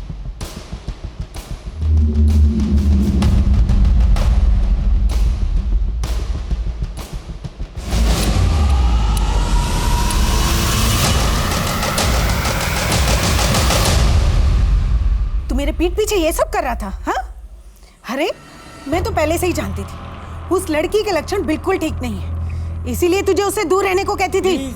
अब शांत रहिए ना, मैं रोहन से बात कर रहा हूँ ना। हमने प्रथा के मोबाइल में मैसेजेस पढ़े हैं जो अपनी मौत से पहले उसने तुम्हें भेजे थे। बहुत सारे हेट मैसेजेस। वो मैसेजेस तुमने पढ़े, तुम्हें गुस्सा आया, तुम उसके घर गए, उसे मार डाला। सर मैंने किसी को नहीं मारा sir. Sir mom swear sir, मैंने किसी को नहीं मारा, आप यकीन करिए। हम झूठे लोगों का यकीन नहीं करते। ऐसी क्या गलती की थी तुमने जो उसने तुम्हें इतने सारे हेट मैसेजेस भेजे? सच बोलने की। प्रीथा, प्रीथा मेरी बात। तुम लोग को दोस्ती का मतलब समझ नहीं आता ना? प्रीथा मैं तेरा दोस्त हूँ, पर मैं हमेशा तेरा बेस्ट फ्रेंड बनके नहीं रहना चाहता। Preetha, I really like you। तेरी मॉम ना बिल्कुल सही कहती थी, तुम सब लड़के एक जैसे होते हो। तुम लोगों को ना सिर्फ मौका चाहिए होता है, मौका। You know me, मैं वैसा लड़का नहीं हूँ। मुझे पता चल गया तुम कैसे हो। I just hate you। Preetha मुझसे बहुत गुस्सा थी, मैं भी हर्ट था, इसलिए मैंने उसके लास्ट मैसेज का रिप्लाई नहीं दिया। अब क्या कहेंगी आप? बोलिए। अब प्रथा के बारे में तो बहुत कुछ कह रही थी आप, बहुत उल्टा सीधा बोल रही थी। अब अपने बेटे के बारे में कुछ नहीं कहेंगे? हाँ तो मिस्टर रोहन, प्रथा ने तुम्हारे प्यार को एक्सेप्ट नहीं किया, इसलिए तुम्हें गुस्सा आया, तुम उसके घर गए और जाकर उसे मार दिया। मैं उस रात अपने घर से बाहर भी नहीं निकला था मॉम स्वेयर, मैं सच बोल रहा हूँ। तुम्हारे इस रोने धोने से कुछ नहीं होगा, कोई फर्क नहीं पड़ेगा। दिव्या, इसे फिंगरप्रिंट्स और डीएनए सैंपल के लिए बुलाओ और प्रथा की बॉडी पर मिले डीएनए सैंपल से मैच कराओ। सर ये देखिए सर, मुझे लगता है पिछली दोनों रॉबरीज में यही गैंग इन्वॉल्व था। पिछली रॉबरी में 4 लोग थे और इस बार 3 लोग। किसी भी फुटेज में इनका चेहरा अच्छे से दिखाई नहीं दे रहा। ये बस वही चीज चुराते थे जो आसानी से लेके जा सके। और हाँ सर, पिछली रॉबरी के आसपास ही प्रीथा का मर्डर और रेप हुआ। ये दोनों घर भी सर कुछ ज़्यादा दूरी में नहीं थे। मुझे लगता है इन्हें अच्छे से मालूम था कि प्रीथा उस दिन घर में अकेली है और इन्होंने प्रीथा के साथ ये सब किया। काम करो, जहाँ जहाँ भी रॉबरी हुई है उन सब में ये तलाश करो कि कॉमन कड़ी क्या है। देखो, हमें सब कुछ दिनों के लिए बंद करना पड़ेगा। पुलिस को शक हो चुका है, एकदम सॉलिड वाला, और वो कह रही है कि जो लोगों ने लूट किया है उन्होंने खून और बलात्कार भी किया है। क्या बकवास कर रहा है? चड्डा है ना, थोड़े दिनों के लिए घर के बाहर गया। चलो चड्डे की चड्डी निकाल दे, समझे? बहिरे होगा तुम्हें कुछ कह समझ नहीं आता। तू ना खुद का काम खुद कर और हमें करने दे, समझा? इज्जत से कह रहे ये सब कुछ दिनों के लिए बंद करो। अबे तू यहाँ अपनी लीडर ही मत दिखा, समझा क्या? आखिरी बार कह रहे चुप हो जाओ वरना मुंह फोड़ देंगे। सर, तीनों रॉबरीज का कनेक्शन मिल गया है। सुमन, उनकी मेड, जो तीनों घरों पे काम करती थी और प्रीथा के घर पे भी यही काम करती है। जिस दिन मैं लास्ट रॉबरी का केस दर्ज करने सिमरजीत के घर गया, मैंने वहां पे भी इसी देखा था और मुझे उसी दिन इस पे पूरा शक हो गया था। सुमन, ये क्या बोल रहे हैं साहब? हम कुछ नहीं किए हैं। ये लूटपाट खून खराबा हमने कुछ नहीं किया साहब। हमने कब कहा कि तुमने किया है? तुमने करवाया है। ऐसा कौन सा गुस्सा था तुम्हें प्रथा और उसके परिवार पे? ऐसी कौन सी दुश्मनी थी जिसे मरवा दिया तुमने? ये क्या बोल रहे हैं साहब? हमारी क्या औकात है कि हम उस पर गुस्सा करें? हम तो बस अपना काम करते हैं साहब, किसी से कोनो बात भी नहीं करते। हमारा मर्द 2 बच्चा छोड़ के चला गया। एक बड़ा बेटा जो हमें सुनता नहीं, और छोटी बेटी वो तो इतनी छोटी है साहब कि उसके सामने अपना दुखड़ा भी नहीं रो सकते। ये सारे तुम्हारे बेटे की उम्र के हैं ना, बल्कि उसके दोस्त ही हैं, है ना? नहीं साहब, मेरे बेटे ने कुछ नहीं किया है साहब। बिल्कुल किया है। तुम्हारे बेटे ने और उसके दोस्तों ने मिलकर किया है, बल्कि इसमें तुम भी शामिल हो। वरना ऐसे कैसे होता कि जिन घरों में तुम काम करती हो उन्हीं घरों में रॉबरी होती है? हमको नहीं पता साहब, पर हम कुछ नहीं किया साहब, हम सच बोल रहे हैं साहब, हम कुछ नहीं किया। जाओ यहाँ से। बड़ा बेटा कुछ नहीं किया है साहब। सर आपने इसे जाने क्यों दिया? सर इतना तो क्लियर है कि सभी रॉबरीज में इसका और इसके बेटे का हाथ है। And sir I am sure Preeta को मारने में भी इन्हीं का हाथ है। लेकिन सिंह, हमारे पास इसके खिलाफ कोई सबूत नहीं है, और ये औरत आसानी से मुंह खोलने वाली नहीं है। इसका मुंह खुलवाने के लिए हमें और सबूतों की जरूरत है। सर सबूत है ना, जिन जिन घरों में चोरी हुए सभी घरों में यही काम करती है, और चोरी उस समय हुए जब घर के सदस्य बाहर थे। इनका यही मोडस ऑपरेंडी है। इन सभी रॉबरीज की टाइमलाइन चार्ट बनाते हैं। पहली चोरी हुई है 28 अप्रैल को, दूसरी 16 मई को और तीसरी 4 जून को। यानी कि सभी चोरियों में लगभग 15 से 18 दिन का गैप है। ये चोर छोटी मोटी चोरियां करते हैं, कोई बड़ा हाथ नहीं मारते, जैसे कि लैपटॉप, ज्वेलरी, कैश। इसीलिए इन्हें जल्दी जल्दी चोरी करने की जरूरत पड़ती है। ये लास्ट चोरी जो 4 जून को हुई थी, लगभग इसे 10 दिन हो चुके हैं। यानी कि ये चोर बहुत जल्दी बाहर निकलेंगे। मेरी गट फीलिंग है प्रिया का केस और इन चोरों में कोई ना कोई कनेक्शन तो जरूर है। हमें यह पता करना है कि हमारे एरिया में कौन सी ऐसी फैमिली है जो हाल फिलहाल में बाहर जाने वाली है। इस बार जैसे ही ये चूहे बाहर निकलेंगे हम इन्हें धर दबोचेंगे। सर इस एरिया में एक ही घर है जिसकी पूरी फैमिली बाहर गई हुई है। हमने नजर रखी है लेकिन अभी तक कोई एक्टिविटी नहीं हुई। नजर रखो, कोई ना कोई कांड तो वो जरूर करेंगे।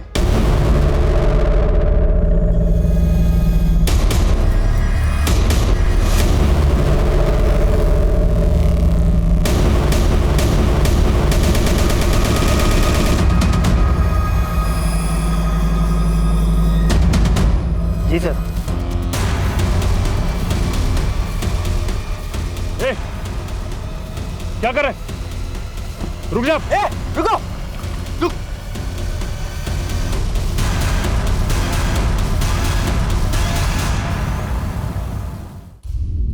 तुम तीनों स्कूल में पढ़ते हो ना? यही सिखाते हैं तुम्हारे स्कूल में? चोरी करना, डाका डालना, और क्या सीखा है तुम लोगों ने?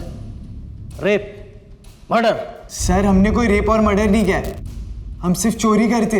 एक बार भी नहीं सोचा अगर पकड़े गए तो क्या होगा? ये हमारा प्लान नहीं था, ये सब ना चंदू का आइडिया था। चंदू तुम्हारा चौथा साथी ना? पर वो तो अब तुम्हारे साथ नहीं है। वो पिछली चोरी में भी तुम्हारे साथ नहीं था। हाँ सर, उस दिन चंदू हमारे साथ चोरी करने नहीं आया था, जिस दिन उस लड़की का रेप और मर्डर हुआ था, और फिर चोरी के बाद अपना हिस्सा मांगने वापस आ गया। कुछ दिनों के लिए सब बंद करते हैं और ये हिस्सा बांट के चले जाते हैं। क्यों बंद करते हैं? लेकिन तब से पागल सा हो गया, कहता है कुछ मत करो, पुलिस पकड़ लेगी। साहब हमारा चंदू बेकसूर है साहब, ये वो लड़का लोग का काम है, हमारा बच्चा बेकसूर है साहब। तो कहाँ छुपा के रखा है उस बेकसूर बच्चे को तुमने? हम नहीं छुपाए साहब, हम सच कह रहे हैं, हमको खुद ही नहीं पता है वो कहाँ चला गया है साहब। आप लोग के डर से भाग गया है साहब। हमारे डर से भाग गया है? इतना तो पक्का है कि तुम्हारा बेटा चोर और लूट करता है। अगर ऐसे ही फरार रहा ना तो प्रथा के कत्ल और रेप के इल्जाम में वो अंदर जाएगा, या तो वो यहाँ आकर सच सच बता दे, वरना अपने तरीके से ढूंढ कर हमसे सच उगलवाएंगे। नहीं साहब, साहब मेरी बात सुनिए साहब, मेरा बच्चा ऐसा नहीं कर सकता है साहब, उसको काम मिलेगा ये सब करके। साहब आपको पकड़ना है ना तो आप आरब भैया को पकड़िए, जो प्रीता का भाई है, हमको लगता है वही ये सब करवाया है साहब। माँ मैं जा रही हूँ, पार्टी है, मुझे बहुत लेट हो रहा है। मैंने गरम समोसे मंगवाए हैं। एक समोसा खाकर चली जाओ। माँ समोसा पार्टी में जा रही हूँ। अच्छा ठीक है, जल्दी आ जाना। भाभी मैं जा रही हूँ, हो गया है। अच्छा सुन, एक काम कर, आरव को समोसा और चाय दे दे। प्रीता घर से पार्टी के लिए निकल चुकी है। मैं तंग आ गया उसके रोज रोज की पार्टी लफंगा दोस्तों की वजह से। सुन, तुझे जो काम बोला तो वो आज कर लेगा ना? व्हाट डू यू मीन आज पॉसिबल नहीं है? मैंने तुझे स्पेशली कहा था कि ये प्लान आज करने के लिए, यही सही मौका है। क्या है? चाय अभी नहीं चाहिए, बाद में ले लूँगा, ले जाओ। अरे भैया हमेशा प्रीता दीदी से गुस्सा रहते थे, वो छोटा छोटा कपड़ा पहनती थी ना, और लड़कों सबसे बात करती थी, इसीलिए बहुत गुस्सा रहते थे साहब। सिंह, इसने जो कहानी बताई है जरा उसकी सच्चाई का पता लगाओ। जी सर। और हमारी नजर तुम्हारे ऊपर भी रहेगी, और छुपा ले अपने उस चूहे को, उसे तो हम किसी भी बिल से खोद के निकालेंगे।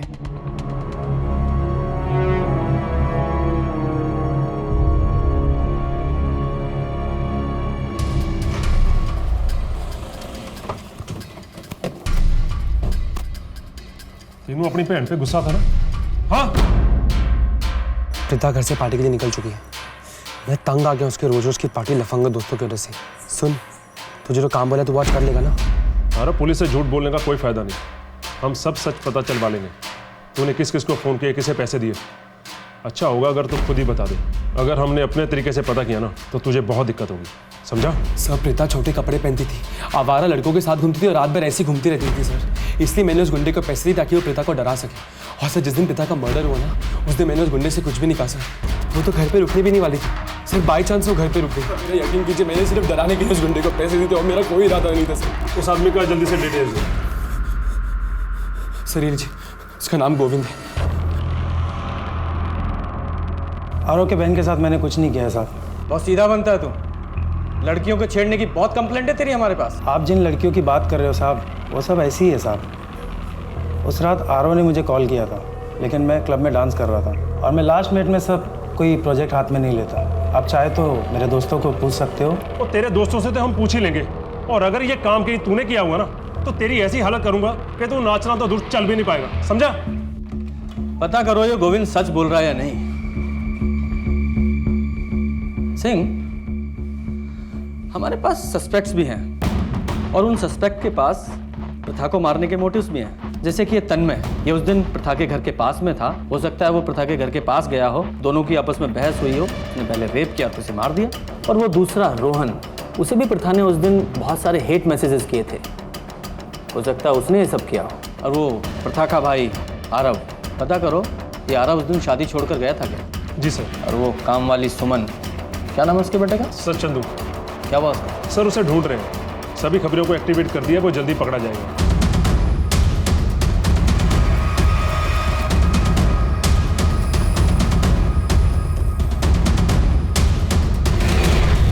साहब हमारी बात मानिए, हमारे बेटे ने कुछ नहीं किया है साहब, ये सब उसका भाई किया है। हमारा बेटा निर्दोष है साहब। बस बहुत हो गया, दूसरों पे इल्जाम लगाना बंद करो, चुपचाप इससे पूछताछ करने दो, वरना रेप और मर्डर में इसका साथ देने के लिए तुम्हें भी अरेस्ट करेंगे। हमने कुछ नहीं किया साहब, हम वहाँ गए ज़रूर थे। हमें याद आया कि माँ ने उस दिन कहा था कि वो लोग शादी के लिए सब लोग जा रहे हैं, तो मैंने सोचा बड़ा हाथ लगेगा। लेकिन जब मैं वहाँ गया हमें लगा शादी से कोई वापस आ गया, लेकिन उस आदमी का मुंह ढका हुआ था और उसने सामने की खिड़की से अंदर हाथ डालकर चाबी निकाली और फिर दरवाज़ा खोला। पहले हमें लगा कोई घर वाला है, हम उसे देखने आगे बढ़े। अच्छी कहानी बनाई, उन्हें सोची या पहले सोच रखी थी? हम सच कह रहे हैं। हम जानते हैं इन सब में तेरा ही हाथ है।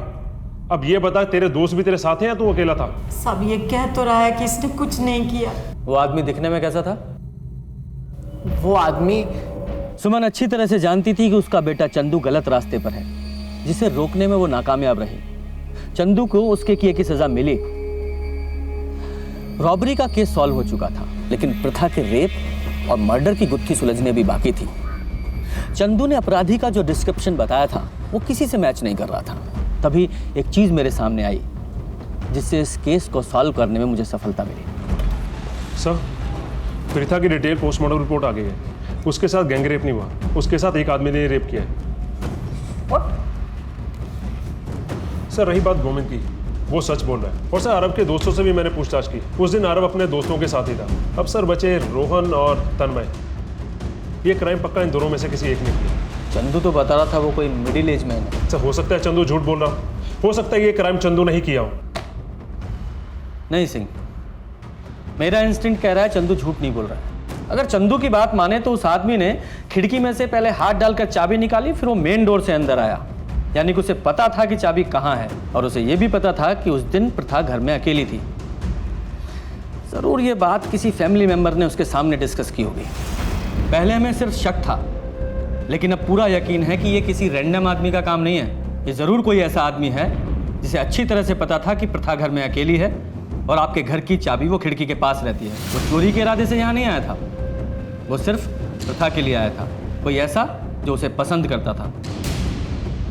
क्या आप किसी ऐसे आदमी को जानते हैं? मैं तो नहीं जानता। मैं जानता हूँ वो कौन हो सकता है।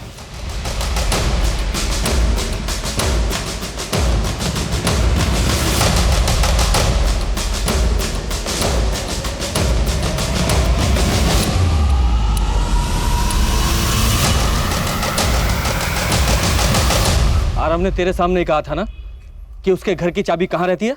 अरे लेट नाइट का कोई इशू नहीं है यार, मेरे हॉल की खिड़की के पास वो चाबी रखी है ना, बस उसी से आ जाऊंगा। और उस दिन मैंने सिर्फ तुझे बताया था कि हम सब लोग शादी में जा रहे हैं। जल्दी करो भाई। अरे बड़ी जल्दी में डॉक्टर साहब, आज एक शादी में जाना है ना, सब जा रहे हैं घर में, हम ही लोग जा रहे हैं, वो प्रीथा नहीं जा रही। ये क्या कह रहे साहब आप? हाँ, आप तो सब चीज मुझको बताते थे ना, अब ये मेरे सर पे मत डालिए साहब। तुमको ज्यादा पसंद नहीं करता था मेरी बहन को? क्या? जब देखो तब उसे ढूंढता रहता था, कहाँ आ रही कहाँ जा रही नहीं। हाय अरे क्या बात कर रहा है? तेरी बहन आती थी मेरे से बात करने के लिए, उसको अच्छा लगता था आपने उससे बात करने के लिए। तूने ये सब कुछ नहीं किया? नहीं साहब। फिर झूठ बोल रहा है? मैं कोई झूठ नहीं बोल रहा साहब। सिंह, तो ये क्या है? ये तेरे फोन की लोकेशन रिकॉर्ड्स हैं। तूने बताया था ना कि 10 बजे दुकान बंद करता है, लेकिन तेरी फोन की लोकेशन के हिसाब से तू 1 बजे तक वहां था। तेरी बीवी से भी पूछा है हमने, उस रात देर से घर आया था तू। झूठ मत बोलना, बोल। सिंह तेरी साहब सच बोलता हूँ साहब, मैंने उस लड़की के साथ गंदा काम किया था साहब। हाँ, लेकिन साहब वो तो जाने किस किस के साथ क्या क्या करती थी साहब। कभी किसी का हाथ पकड़ लेती थी, कभी किसी के साथ हंस के बात करती थी, और किसी किसी के साथ तो साहब गले भी मिलती थी। और मैं खाली बात करने की कोशिश करता था तो मुझे ऐसे देखती थी जैसा कोई सड़क का कुत्ता है। अरे मुझे भी साहब वो सब करना था, वो जो सबके साथ करती थी। अरे साहब मैं तो सच बता रहा हूँ ना, मुझे क्यों मार रहे आप लोग? क्योंकि सच्चाई ये है कि उस बेचारी लड़की के साथ इतना घिनौना और गंदा काम किया, उसकी जितनी सजा दी जाए उतना कम है। पहले रेप किया और बाद में उसे मार डालो। अरे साहब मैंने उसे नहीं मारा साहब, मैं उसे मारना चाहता था साहब, लेकिन सही इसे पूरा सच उगलवाओ। मेरी बात सुन साहब, मैं सच बोल रहा हूँ साहब, मैंने उसका बलात्कार किया, मैंने उसे नहीं मारा साहब। सिंह, अगर इस जगदीश की बात मान भी लें कि इसने प्रथा को नहीं मारा, तो फिर किसने मारा? और वो जो कोई भी था, उसने प्रथा के कपड़े ठीक करके ये दिखाने की कोशिश की कि उसका रेप नहीं हुआ है। सर चंदू भी हो नहीं सकता, वो तो पहले डर के भाग गया था। हाँ, लेकिन वो जो कोई भी था मेन डोर से अंदर आया था, मतलब घर के बारे में अच्छी तरह से जानता था। हो सकता है वो फैमिली मेंबर ही हो। सिंह, उस रात शादी में से ये प्रथा का फादर गायब था ना? एक पेशेंट का फोन आ गया था, मुझे उसके पास जाना पड़ा। हाँ सर, वो कह रहे थे किसी मरीज को देखने गया सी। पड़ा वो प्रीथा को क्यों मारेगा? उसके पीछे कोई मोटिव नजर नहीं आता। लेकिन सर अगर उसने अपनी बेटी को ऐसी हालत में देखा होता तो उसकी मदद जरूर करता, उसे डॉक्टर के पास लेके जाता, उसे मारता क्यों? यही तो पता करना है। अगर उस रात की टाइमलाइन पता चल जाए तो ये भी पता चल जाएगा कि उस रात प्रथा को मारने के पीछे मोटिव क्या था। सर ये कैसी उठपटांग बातें कर रहे हैं आप? आपको लगता है कि मैंने अपनी बेटी को मारा है? हाँ लगता है। आपने कहा था कि उस दिन आप शादी के वेन्यू से पेशेंट को देखने गए थे। हमने पता किया है कि वहाँ से पेशेंट का घर सिर्फ 10 मिनट की दूरी पर है और आपको 45 मिनट लग गए। बेटी को मारने में टाइम लग गया ना? आप पुलिस वाले हर किसी में शक करते हैं। यही हमारा काम है। मेरी गाड़ी का टायर पंचर हो गया था, बस उसी को बनवाने में थोड़ा टाइम लग गया। कौन से गैराज में टायर ठीक कराया था? अब ये मत कहिएगा कि वो आपने खुद ही ठीक कर दिया। क्या हुआ, बहुत नर्वस लग रहे? नर्वस हो रहा हूँ क्योंकि अगर उस गैराज वाले ने मुझे नहीं पहचाना तो आपका शक यकीन में बदल जाएगा कि मैंने ही अपनी बेटी को मारा है। तो फिर दुआ कीजिए कि वो गैराज वाला आपको पहचान ले।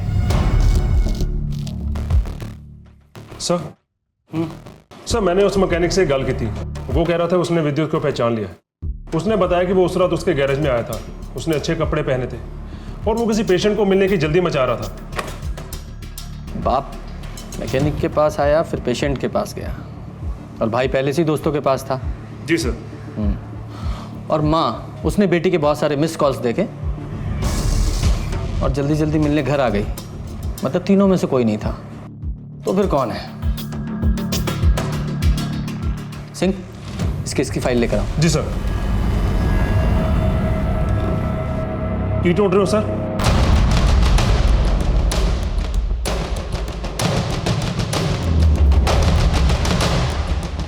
क्या ढूंढ रहा हूं? कातिल को। आपके ऊपर तो हमें शक ही नहीं था, लेकिन अपराधी ज्यादा दिनों तक पुलिस के साथ आंख मिचौली नहीं खेल सकता। प्रथा की मिस्ड कॉल देखने के बाद आपने उसे वापस कॉल किया, और जब उसने आपका फोन नहीं उठाया तो आप घबरा गई और तुरंत शादी से निकल गई। ये हैं आपके फोन की लोकेशन डिटेल्स। इनसे साफ पता चलता है कि आप 1 बजे शादी से निकल गई थी और 15 मिनट के बाद ही अपने घर के एरिया में पहुंच गई थी। आपने अपने पति को 2 बजे कॉल किया और हमें 2:05 पर। ये बीच के 45 मिनट आपने क्या किया? प्रेथा को बर्बाद कर दिया था उस राक्षस ने।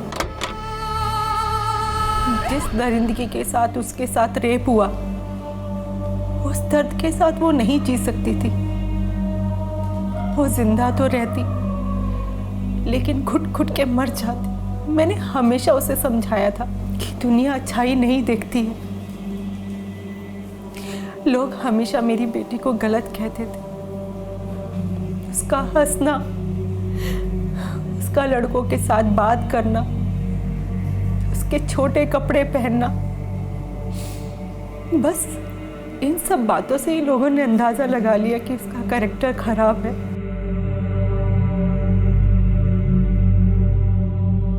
मेरी बेटी बहुत अच्छी थी, उसका कैरेक्टर बहुत स्ट्रॉन्ग था।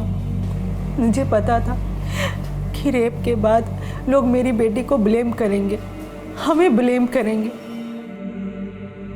इसीलिए मुझे लगा कि मौत ही उसके लिए बेटर ऑप्शन।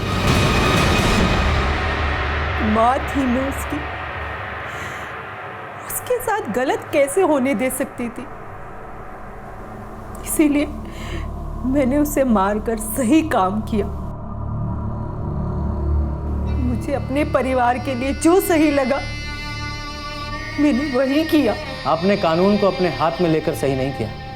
आपकी बेटी को जिंदा रहना चाहिए या नहीं, ये डिसाइड करने का हक आपको नहीं था। आपकी बेटी बहुत स्ट्रांग थी एंड आई एम श्योर अपने साथ हुए इस अपराध के बाद भी वो बहुत आत्मसम्मान के साथ अपनी जिंदगी जीती, और आपने उसकी जिंदगी छीन ली।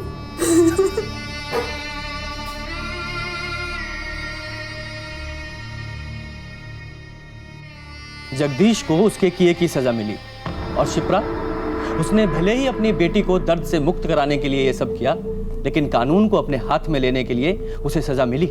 आरव ने जगदीश को अपनी बहन की तरफ गलत निगाहों से देखते हुए तो देखा, लेकिन उसके लिए भी उसने अपनी बहन को ही गलत समझा। क्या यह होने वाले अपराध की दस्तक नहीं थी? प्रथा एक खुशमिजाज लड़की थी, सबसे दोस्ती रखती थी, हर किसी पर आसानी से भरोसा भी कर लेती थी, और शायद इसी मासूमियत की कीमत उसने चुकाई थी। प्रथा के साथ जो कुछ भी हुआ उसके लिए सिर्फ जगदीश और शिप्रा ही गुनहगार नहीं है, बल्कि कहीं ना कहीं हर वो इंसान गुनहगार है जो ये सोचता है कि जो लड़की हंसमुख है, पार्टीज में जाती है, छोटे कपड़े पहनती है, लड़कों से दोस्ती रखती है, वो गलत है या कैरेक्टरलेस है। जब भी ऐसी धारणा किसी के लिए बनाई जाती है तो वह समाज के लिए एक दस्तक होती है। ये दस्तक है कि हमारी सोच गलत है, ये दस्तक है कि हमारे समाज को बदलने की जरूरत है। हर लड़की को अपनी जिंदगी अपने तरीके से जीने का हक है। अगर किसी को बदलना है तो ऐसे लोगों की सोच को जो प्रथा जैसी लड़कियों को गलत समझते हैं। इसी के साथ मैं सीनियर इंस्पेक्टर प्रशांत कौशिक आपसे विदा लेता हूं। फिर मिलेंगे, तब तक देखते रहिए क्राइम पेट्रोल दस्तक। मकसद बताना नहीं, बचाना है। जय हिंद। क्राइम पेट्रोल के ऐसे ही मजेदार एपिसोड्स देखने के लिए हमारे चैनल को सब्सक्राइब करें